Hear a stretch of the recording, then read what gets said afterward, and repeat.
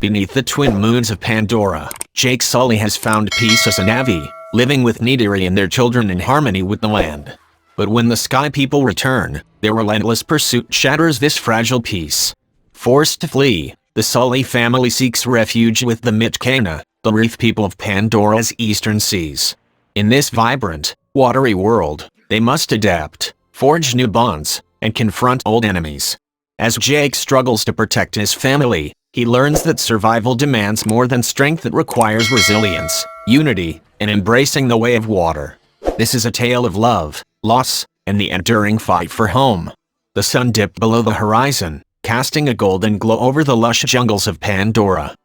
Their children played nearby, their laughter a melody that filled Jake's heart with peace. But peace, Jake knew, was fleeting.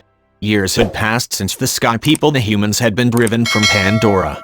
Jake had embraced his new life as a Navi, becoming Torak Makto, the legendary rider of the Last Shadow.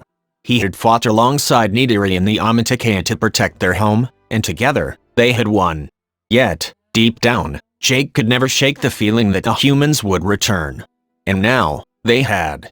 The first signs of their return came in the form of distant explosions, shaking the ground like the footsteps of a great beast. Jake and Nidiri exchanged a glance, their instincts sharpened by years of survival. The Sky People had come back, not as explorers or miners, but as conquerors. Their new base, Bridgehead City, was a sprawling fortress of metal and fire, a blight on Pandora's pristine landscape. Among the invaders were the recombinant Navi avatars implanted with the memories of deceased RDA soldiers. Leading them was Colonel Miles Quaritch, the man Jake had killed years ago. Now, reborn in a Navi body, Quaritch was more dangerous than ever. His mission was clear: find Jake Sully and eliminate him. Jake knew he couldn't fight this war alone.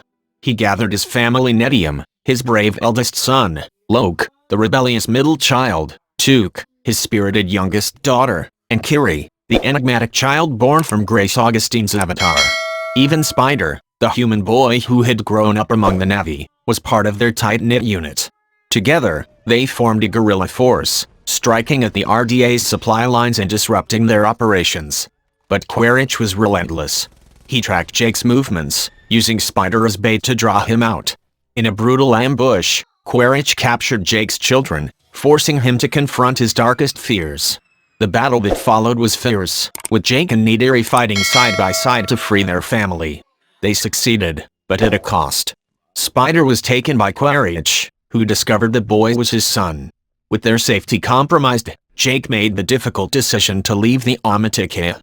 He led his family to the eastern seaboard, where the Metkayina, a clan of reef people, offered them shelter. The Metkayina lived in harmony with the ocean, their lives intertwined with the tides and the creatures of the deep. To Jake's family, the sea was a foreign world, but they were determined to adapt. The reef was a place of breathtaking beauty. Bioluminescent corals glowed beneath the waves, and schools of fish darted through the water like living rainbows. The Metkayina moved with grace, their bond with the ocean evident in every stroke of their arms and flick of their tails. Jake's children were fascinated, especially Loke, who quickly befriended Syria, the chief's daughter. But not everyone welcomed the newcomers. Some Metkayina viewed Jake's family with suspicion, their human heritage marking them as outsiders. Aonung, Syria's brother, was particularly hostile, leading Loke into dangerous waters as a cruel prank. It was there that Loke encountered Payakan, a Tulkan, a massive, intelligent creature that the Metkayina considered their spiritual brothers. Payakan was an outcast, shunned by his kind for breaking their pacifist code. Yet, he saw a kindred spirit in Loke, and the two formed an unlikely bond. The peace of the reef was shattered when Quaritch and his recombinants arrived, commandeering a whaling vessel to hunt Tulkans. The creatures were slaughtered for their brain enzymes, a precious resource for the Sky People. The Metkayina were devastated, their connection to the Tulkans making the killings feel like a personal loss. Jake knew he couldn't stand by. He rallied the Metkayina, preparing for a final confrontation with Quaritch. The battle was chaotic, a clash of fire and water, technology and nature. Loke and Payakan fought side by side, their bond proving stronger than the whaler's weapons.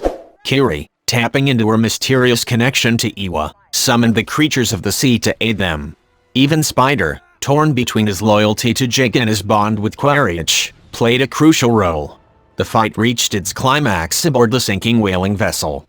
Jake faced Quaritch in a brutal hand-to-hand combat, their hatred for each other fueling every blow. Nidiri fought with the ferocity of a mother protecting her children, her arrows finding their marks with deadly precision. In the end, it was Jake's love for his family that gave him the strength to defeat Quaritch, though he spared his life for Spider's sake. The battle was won, but the cost was high. Nedium, Jake's eldest son, had fallen, his sacrifice a reminder of the price of war. The Metkayina honored him with a funeral at sea, his body returning to the water he had come to love. Jake stood at the edge of the reef, his heart heavy with grief but also hope. Tanauri, the Metkayina chief, approached him. "You are one of us now," he said, his voice firm but kind. "Your family has a place here, for as long as you wish to stay." Jake looked out at the horizon, where the sun was rising over the endless ocean. He thought of Nedium, of the battles they had fought, and the future they were fighting for. Turning to Nidiri, he saw the same resolve in her eyes. They had lost much, but they had also gained a new home, a new family, and a new purpose.